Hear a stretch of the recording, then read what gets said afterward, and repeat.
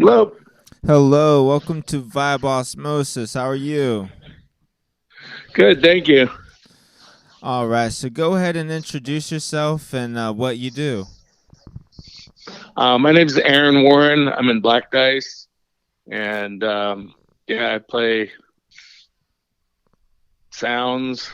Not really music. I don't know, sort of music. I'm in a band. And I really do appreciate you taking on the time. Also, so what's your astrological sign? Do you follow astrology? Is this something that you do horoscopes?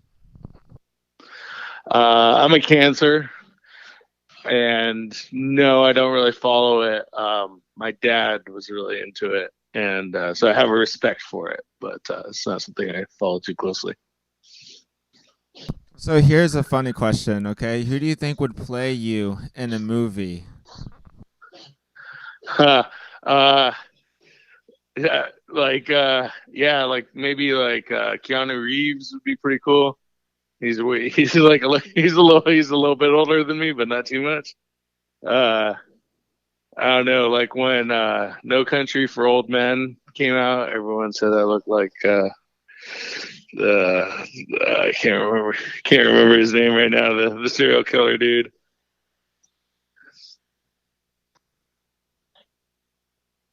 Yeah, Um, yeah. So I don't know. I'll go with hey, Keanu. Also, so how long exactly have you been making music? Since like 95, I guess, is when I had a band in Colorado, which is where I went to high school. And I went to some college there as well. That band was called Titari, and I was in that band for probably like four four years, and we had a couple records. Moved to LA and played a bunch of shows. Did some like U.S. tours, and had like one LP on this label called GSL, and and then we had another record that came out like after the band broke up. And so like what kind of formed Black Dice? So the band started without me before I was in it in Providence, Rhode Island. It was in its earliest incarnation. It was, Brian Gibson from Lightning Bolt was the drummer, and a fellow named Sebastian Blank was on the bass, and it was Bjorn and Eric, who are brothers. Eric was in high school at that time, and Bjorn was in college in Providence, Rhode Island School of Design.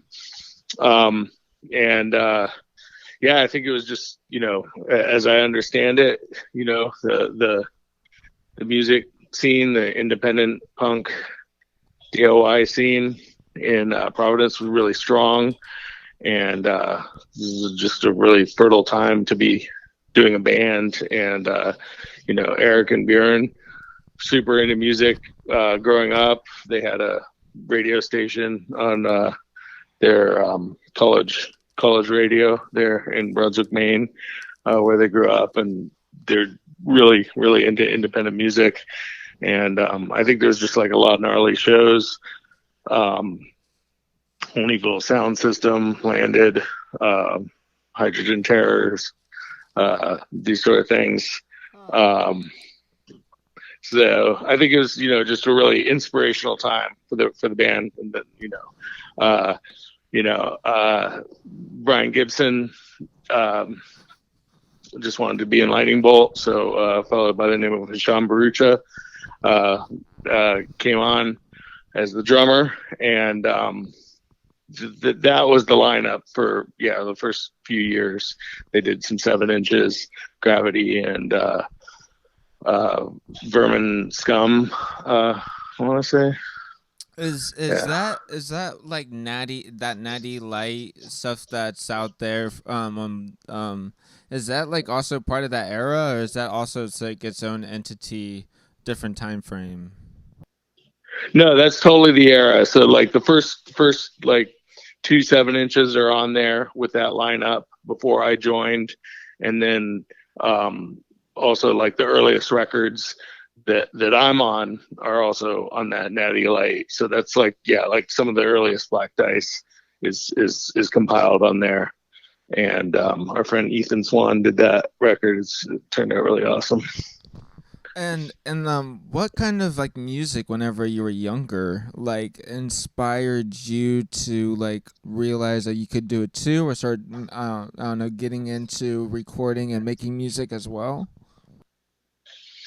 Mm, yeah, I mean, like I just, you know, when I first got into like DIY music and punk music when I was like 15 was probably, the moment that I saw that there was young people putting this out without having the support of like major labels and stuff like that, and started going to shows that were like, 20 or 30 people, but they were really, really exciting, really vital.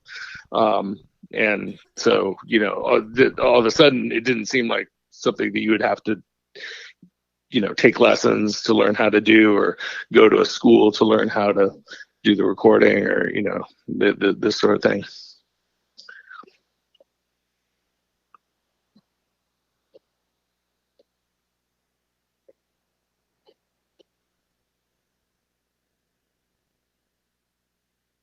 Did we start recording onto tape, or like tapes as like instruments? I guess like in the earlier stages, were you more focused on like just playing live together, or was it kind of like we need to get like into the space and record like our sounds and mess with that? Like what was kind of like the early process that that you now kind of are like wizards at, or Yeah, like when I joined the band, like it was because Sebastian Blank, who's the bass player, um, quit. He was not into it anymore. Didn't want to do the touring, and he wanted to spend more time on his art and hang out in New York and stuff like that. And so I was just staying at Bjorn and Hisham's house because I didn't have a place to live in New York at that time. I was a student at NYU, and I had moved to New York without like really having like a solid place to live. And so I had a place for a little while, and then fell apart, and I needed a place to stay. And Hisham, we had hung out. Hisham and Bjorn and Eric and I had hung out a couple times, and Hisham was like, "Yeah, just stay at our house." They had like a really big loft and stuff. And so Bjorn asked if I would play bass for a while on Black Dice. I was like, "Yeah, no problem," because I'd played in this other band before that. And like in my mind, I was just like, I'll play a couple shows and that'll be that, until they find someone else or something like that. But that wasn't the way it unfolded. And so yeah, I've been in the band ever since. But yeah, like at that time, they had a really tight set of songs, and it was a really rigid structure. And like they'd be like, okay, here's the songs, here's how you play them.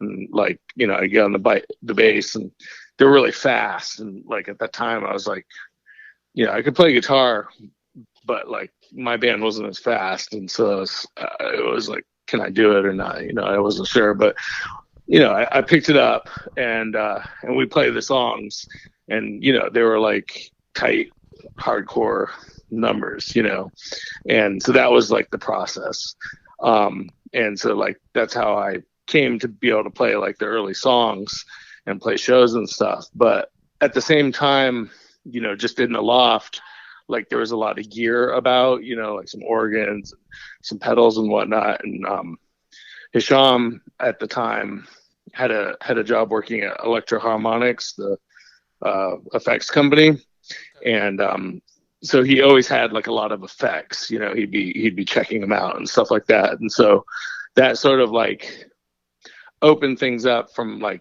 instead of just having like one distortion pedal, then we'd maybe have some delay, we'd have some chorus, we'd have some flange. There's this thing called the micro synth I was really interested in. Um, that you could plug a guitar or bass into it. It may sound like it was more like a synthesizer, and so we'd just be like jamming on those things, and it didn't sound like even punk music at all. It was like drony and more psych influence maybe, and that's how we started evolving like a new sound. And like so like basically what we would do is like we'd have the set of the punk tunes, and then like in between we'd do like some jams with the pedals and whatnot. And um that's sort of how that evolved. And like like over a course of a couple years or whatever of doing that, like the jams in between the tunes became like more interesting to us than doing these punk tunes. And so that's how we sort of evolved, like a new way of working. Here's a little funny question. All right, so what cereal brand mascot would you most likely want to have like breakfast with? uh yeah, probably like the toucan, fruit loops toucan, maybe, I guess.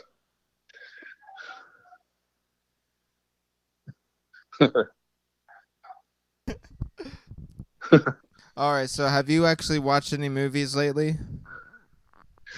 uh yeah, I was watching Cliffhanger last night with Stallone. That's a solid Cliffhanger. movie. Is that one of his like all to go to action like warrior ones, or is it kind of like a laid back have to like follow the story? I know he does like a lot of these action packed ones. Oh yeah, no, this is all action. But yeah, the story is not bad either. I highly recommend it. Do you have like a favorite movie or like favorite movies that you like can always go back to and watch?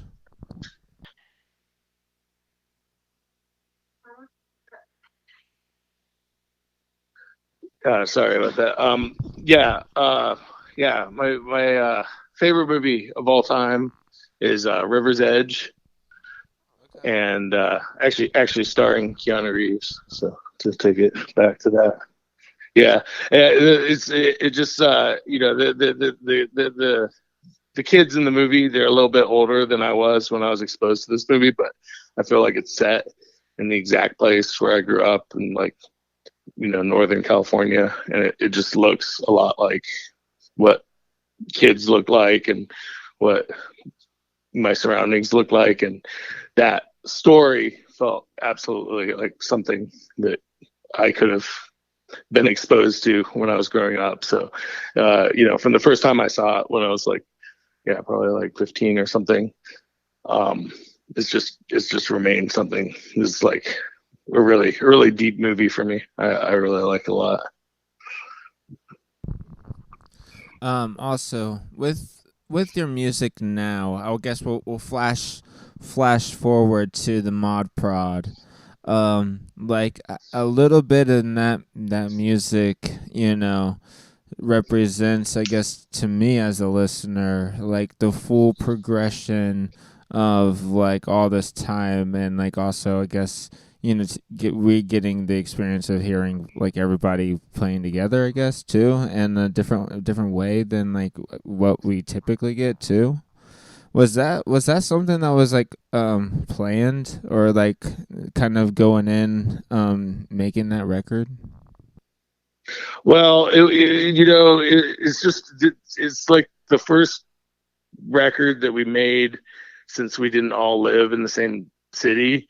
So for the longest time, we were all based out of New York, and like at the beginning, like before we even started, doing that record, Bjorn moved to Los Angeles, and then I moved here shortly thereafter, and Eric was living in Spain for the majority of the time that we were working on that record. And so it was kind of like a slow time for the band. It was hard for us to get stuff done. We get like show offers and stuff like that. Or like Eric was like still doing a lot of records, and so he'd come out and play a show because he had a record. And so during that time, we'd get together and we'd work on some tunes and like maybe try to record. And so it wasn't as sort of casual as like and like as like long germinating in the way that like the other records were, like in the, like we would have like a lot of time to work on it. It did take a long time, but it was more like, you know, we just work in these little intense sessions and then, you know, do what work we could do remotely. Eric had like a whole practice, you know, studio practice of like how he does his records. And so like he could work on stuff, send it to me and Bjorn, and then we'd be like, oh, okay, that sounds cool. And then, you know, we'd like jam like live because we're in the same physical space, like with the recording, and then, you know, make a really crude recording and send it back to him and, you know, exchange ideas that way. But like for like what's available now, it was very low tech, and that's just more to do with our interest level and learning the technology and stuff like that. Basically our time as well, you know, we just like wanted to be able to focus on, you know, spending the time jamming instead of like learning how to use the gear, I guess. But you know, Eric knew how to use it, so that helped, you know. And yeah, that was basically the process. It took a few years to get the tunes together. And Eric was real like persistent about like keeping us on track, and the idea that we're doing a record, and like we just gotta get a few more songs, you know, like what about this time, so that really made the record happen. And yeah, and then, you know, we got involved with this fellow Rusty Santos, Yeah, shout who's out out Rusty. here. Yeah, and you know, that really helped us a lot because we did like a really solid session with him, as well as then we were able to do like a bunch of really short sessions with Rusty where it would be like me and Bjorn, but like we could do the remote work with Eric, but like at a high level and have it be sounding good and stuff like that. So that's kind of how we finished the record out. It was just like, you know, dozens of these little sessions we get together with Rusty and just kind of knock it out. So yeah, it worked out really good. The record sounds awesome, but the you know, the whole process was unlike any other that we've done. And, you know, it sounds pretty live, all things considered, in my opinion, and it wasn't as live as, you know, some of the other stuff. Yeah. I want to bring up, yeah, like to bring up Rusty. I bought one of my younger days. I bought the record, the Spiked Punch. Oh yeah, nice. Yeah, that was me and Eric. Like right when Bjorn moved to LA, and we just were like, oh my gosh, what are we gonna do now? And because, like I said, you know, like Eric had the recording practice, you know, he was like, oh, let's just work on some tunes, and so me and him would work on those, and actually Rusty is the one who put it all together.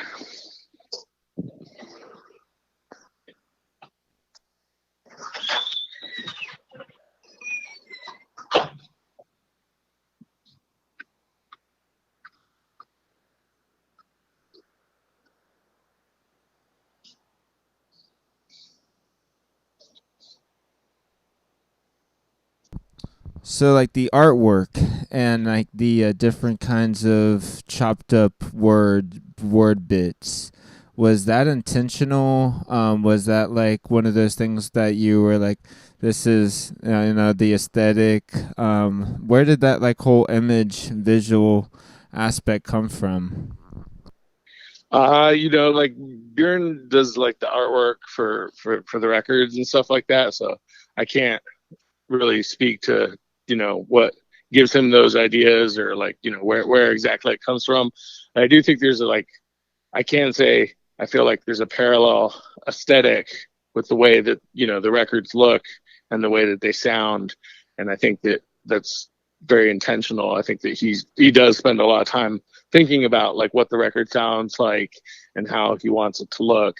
And I know in particular with this Mod Prod Sick one that like he wanted it to look tough and like not trippy necessarily, but just like messed up, like fragmented and messed up and punk, I guess, and I think it has that quality definitely. And like, like to me, like those chopped up words just, it makes so much sense because that's what the music sounds like to me is like, something that's sort of familiar, but it's like cut up in a weird way. And this is gonna get back into a little bit of the Black Dice stuff. Um, do you all plan your samples, make your own samples, just go deep diving and collect like a lot, working on material, and then like start bringing it out? Like how does it happen that you can bring all these different things together? And I know there's quite a few bringing stuff out, so. Yeah, like it's changed. It's changed over the years. There was sort of like a period where, like, for example, like Eric was doing a lot of loops, like on like mini disc, and a lot of that stuff would be like tapes that we had in the practice space, or stuff off the radio, or stuff that he'd hear in his neighborhood. And like for me, like I started sort of with like, like actual like physical tapes, and just like the noise sound of a tape, turning on and off or something like that. Like I got interested in a sampler pretty early because like it was just like a lot of machine to be carrying around, like the tape machine, like a reel to reel. It just seemed impractical for the amount of sounds that I was getting out of it. And so, I had like a Dr. Sample, like a 303 one, pretty early. And then I got into the MPC pretty shortly after that. And like for me, I guess like I started just like making the really simple sounds, like the static from the record or from the radio, that like I used to have like a radio that I have to like tune into a static channel. And like sometimes, you'd be playing like underground and like you couldn't you couldn't even get static, or some dumb stuff like that. So like I was just like, no, let me just sample that static, so I just have it and it's like reliable. And then I'd have some other sound that I'd make, like a chopped up static sound, and then like a really simple like drum sound or something like that. And then like now, and like for a long time, like Bjorn he's playing the guitar and effects, and like he had this like custom made box that this person now they go by Gavilan Reina Rusum, formerly of LCD Sound System. Awesome person. She made a like a custom like synthesizer kind of like processing unit for Bjorn, and that was like that and the guitar were the main things that he used for a long time. And now it's like flipped a little bit, where it's like Eric is mostly interested in just writing it apart. He's like, he'll just make the beat like on a drum machine, and he'll make the bass line on a synth or something like that, and or make it with effects and a sound or whatever. But he's not like using like a lot of loops, because like now almost one of the main things I use for like a patch is like some kind of sample. And like I just get like most of my sounds off of YouTube. And so if I have an idea of a sound that I have, like I'll be like, some kind of like synthy type patch or something, I'll just go on there and like synthesizer demo, and they'll be playing a sound, and I like sample that and like pitch it and make it into the, kind of patch that I want. That, or like, like I'll use like I have just like a oscillator, like one, just like a oscilloscope. It makes like one oscillator tone. I use that, and like some effects. And Bjorn is pretty deep into the sampling as well. He is really good at like sampling beats and making funky beats and stuff. So actually, a lot of like some of the like funkiest beats on the record, I feel like, are samples that he made. So I'm gonna ask a essential vibe osmosis question. Are you now into vinyl collecting, and do you have like a hefty collection? No, no, actually, I'm completely out of the game. I mean, I do have a lot of records, but they're sort of like, they stop like, 10 years ago or something like that. I mean, like I was buying a lot of used records and reissues, and I would always buy records when we were on tour, and I was really into it, like, pretty much like the whole time that I lived in New York. And all the first times that we were able to travel to like Europe and Japan and South America and stuff. I mean, just like really into getting a record in each place, and Yeah. like having that memory to go with the record and stuff. But honestly, these days I don't even really listen to records. I mean, we Bjorn and I did like a DJ set for a friend Jim Smith, like about a year ago, and we brought out some records. It's really fun. It's like I hadn't had my records out for quite some time, but I mean, I listen to a lot of music, but just like everyone, I listen online. Yeah, same. Same. Like I mean, I do have like a hefty collection, and like a lot of it now is becoming like personal. Like whenever I go to the shows and I actually buy the record, or like I see that there's a good release out that now like or you get a gift for whenever people know that you like the band. So also here's a really funny one. If you were stranded on an island and you could bring one thing with you, what would you bring? uh, I mean, probably bring a friend. Bring, probably, that I think having another person would be number one. Okay, and also, what would you say is like the best placed or best spot that you enjoyed playing at? That we played at. I mean, one of my favorite show memories is we played in it's San Sebastian, and uh, it's like it's in Spain, but it's like in the Basque region, of Spain. And it was a really long way to get there, and the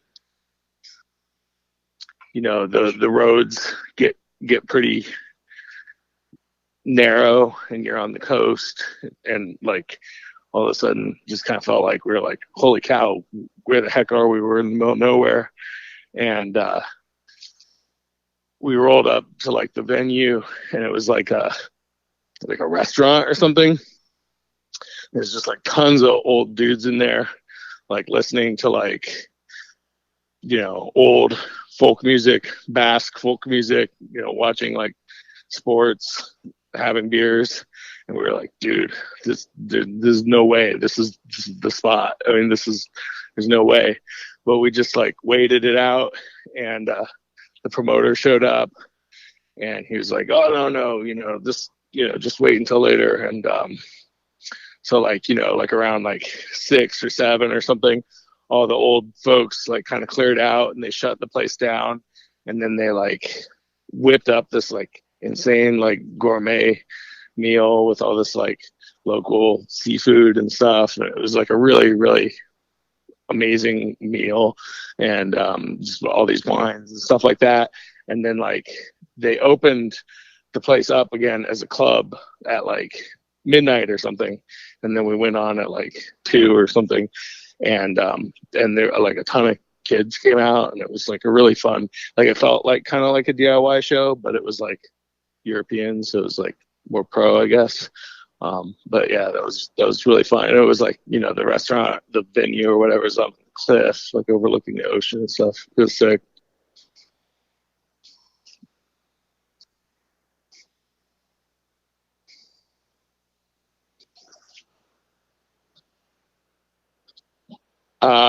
No way, man. I mean, home is the happiest place for me. Absolutely. And so, right now, do you have like any current projects and anything like music wise that you're working on, or anything you want to shout out and mention? Yeah, well, me and Buren have another band right now in LA called Flaccid Mojo. So that's like sort of like our local band. Like we can just like play on a Tuesday in LA if we want to, if it's like some friends or if, the venue sounds cool or whatever. And it's nice because we can't do that with Black Dice because we have to figure out, how we're going to pay for everything, how we're going to get Eric out here, how we're going to get together and figure out the set again, and all this stuff. So it's like that's like the project that's like kind of easy and casual for us at the moment. And yeah, we're playing shows. We have a record, Castle Face Records, and yeah, I don't know. That's about it. Work on some dice stuff at some point. Also, right now, have you like are you like watching like any like TV shows or like any kind of media or anything? Uh, like I'm kind of like into the XFiles right now. I'd never seen it before when it was on, and it's Oh, so just a deep channel that has dive. it on like every night. So I'm kind of into that. I like the ones that like. There's ones that are like sort of standalone episodes that aren't like part of the whole larger story. I'm pretty into those. All right. So before we go to, and thank you for joining Vibe Osmosis. Thank you for taking the time. Right now, what would you say is your favorite part about making music? I just like to connect with people that way, and it's just such a good feeling. It's something that I kind of forget about sometimes when I'm not, practicing a lot or like, working on something. It sounds like work, and I'm just like, ugh, I don't know if I can do it, and and then I get in there, and the connection is made, and you hear something that there's no way you could have ever imagined, doing by yourself, or just it's just a magical feeling. And that's what I like. I mean, I like that even better than like finishing the record or like playing the show. Or it's just like when you get out of like a practice and you're like, that sounded awesome, like it's such a good feeling. And do you have any songs, or like yeah, like do you have like any songs that you'd like recommend or that you would like want me to play after this? Well, like I mostly listen to like DJ sets and stuff. Um, and so like I don't even know a lot of the artists these days. Like I'll just like, but I listen to this one show, Beats in Space from New York, and I'll just listen to the DJs, and some of them I like, some of them I don't. But I feel like I really respond to not knowing what I'm gonna hear, and there's no end game of me acquiring anything at any point. It's just about hearing it and then enjoying it, and then it goes away. I kind of that's how I do a lot of music these days. But one show that I went to in the last year, and I don't go to a lot of shows like as a customer. But I had heard some of this dude's music, and I really enjoyed it. It's Container, and that show was awesome, so good. And like, yeah, I was just listening today, like this, whatever the last record is that you can get on like iTunes. It's like scramblers or something like that. Um, that's real good. Scrambler. Play that one. All right. Well, thank you for joining Vibe Osmosis, and hopefully it's a good rest of your night. I'll keep you Cheers. Thank you updated. so much. I'll keep you updated on like all of the stuff on the show and try to get this out there ASAP. Killer. Thank you so much. All right. Have a good one. Yeah, you too.